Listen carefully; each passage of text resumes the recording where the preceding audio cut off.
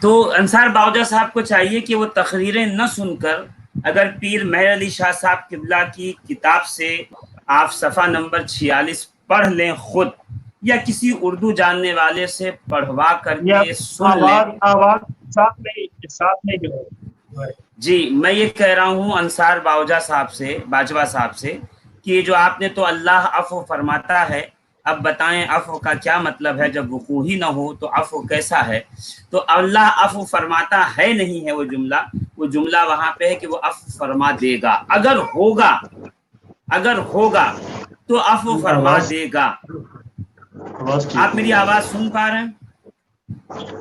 محمد علی بابا میری آواز پہنچ رہی ہے آپ تک؟ ہاں جی آ رہی ہے۔ آواز ٹھیک سے نہیں آئی۔ جی میں یہ کرنا چاہ رہا ہوں مفتی صاحب قبلہ کہ ہمارے ہمارے صاحب نے جناب علی آواز ٹوٹ کر آ رہی ہے، صحیح سمجھ تو نہیں آ سکی۔ جو سمجھ آئی ہے وہ یہ ہے کہ عفو کا کیا مطلب ہے جب ان سے وقوع ہی نہیں۔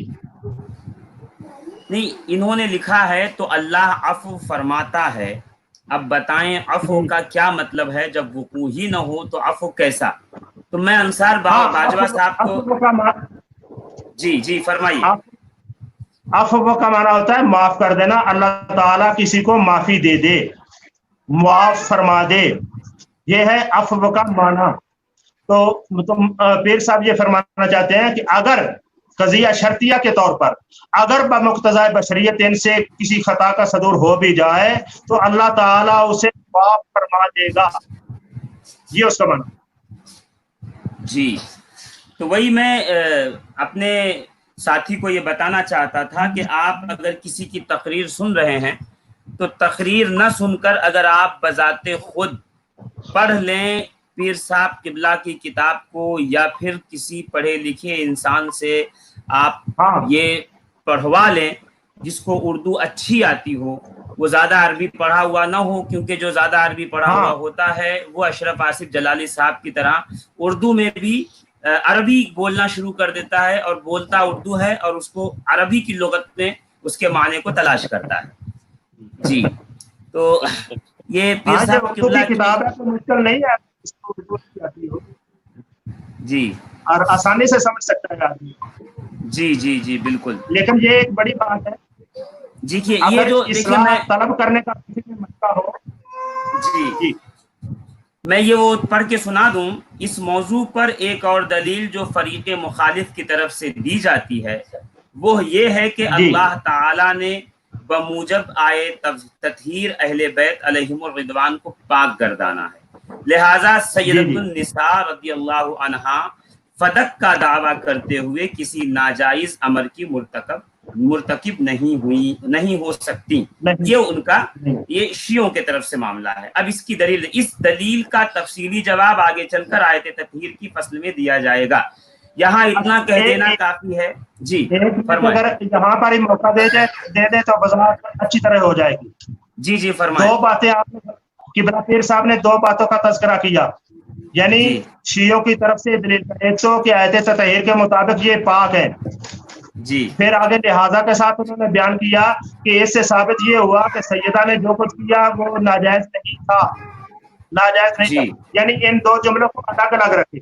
پہلا مقدمہ یہ ہے کہ آیت تطہیر کے بموجب یہ حضرات جو ہیں یہ پاک ہیں، یہ ایک مقدمہ ہے، اور اس مقدمے کی بنیاد پر جو آگے اثر بیان کیا گیا وہ یہ ہے کہ اس کا تقاضا یہ بنتا ہے کہ سیدہ نے جو مطالبہ کیا وہ ناجائز نہیں تھا۔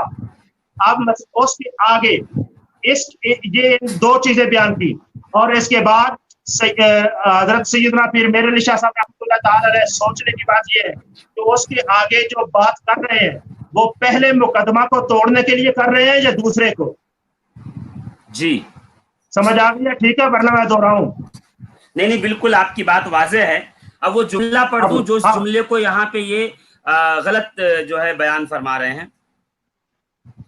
وہ اس وقت فرماتا ہے، یہ مستقبل میں بیان کر رہے ہیں۔ جب پیر صاحب نے کہا اگر بمقتضائے بشریت ان سے کوئی خطا سرزد ہو۔ نہیں، ایک منٹ رکے، یہ بات کی عبارت ہے، یہ بات کی تصریح ہے آپ کے پاس؟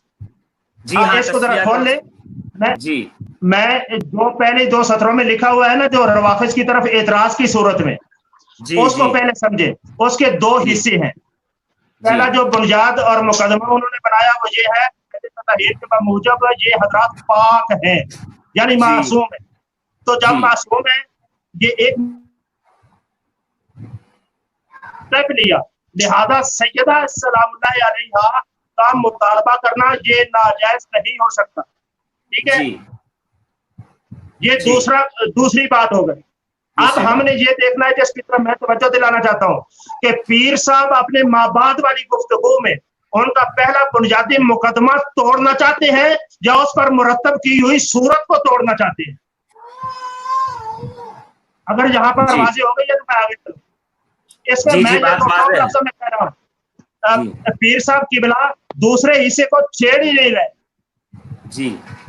वो उनके पहले अकीदा इस्मत वाला पहला जो मुकदमा है ना, जो बेस बना था, उसको तोड़ना चाहते हैं।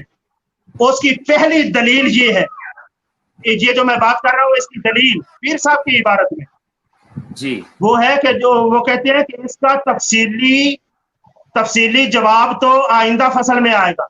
लिखा हुआ है उधर जी जी लिखा हुआ है ना। हाँ, इसका तफसीली जवाब आइंदा फसल में आएगा जी। आयत ततहीर की फसल में आएगा। अब मैं ये आपको ये दावत देता हूँ, दावत फिक्र और बल्कि दावत मुताला, कि वो आयत ततहीर कितने सफ़े बाद है, वो साथी तो है, वो निकाल कर पढ़ ली जाए, उससे समझ आ जाएगी कि वो पहले मुकदमे को तोड़ रही है या दूसरे को तोड़ रही है जी जी जी। अगर दूसरे मुकदमे को तोड़ने के लिए बात की जाती तो आयत ततहीर में उसका जिक्र होता ना, उसका तफसीली जवाब होता। जबकि पहले ये इस बात की दलील है कि तफसीली जवाब में जो जिस मसले पर बात की गई है ना, तो यहाँ चंद जुमलों में इजमालन भी उसी मसले पर ही बात की गई है। यानी मसला मुकदमा अव्वल जो है कि इस्मत वाला, उसके हवाले से कह रहे हैं अगर मुक्तज़ा शरीयत उनसे कोई खता इन्होंने